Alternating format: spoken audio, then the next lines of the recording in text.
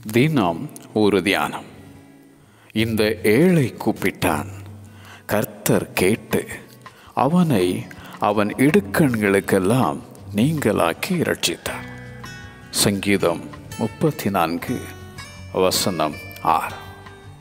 This poor man cried, and the Lord heard him and saved him out of all his troubles.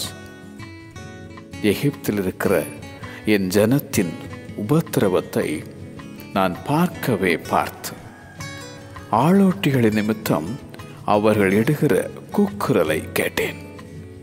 அவர்கள் படுகிற வேதனைகளையும் அறிந்திருக்கிறேன் என உரைத்த தேவன். காதை உண்டாக்கினவர் கேளாரோ, கண்ணை உருவாக்கினவர் காணாரோ. என்னை நோக்கி கூப்பிடு, அப்பொழுது நான் உனக்கு உத்தரவு கொடுத்து நீ அறியாததும் உனக்கு எட்டாததுமான பெரிய காரியங்களை உனக்கு அறிவிப்பேன்.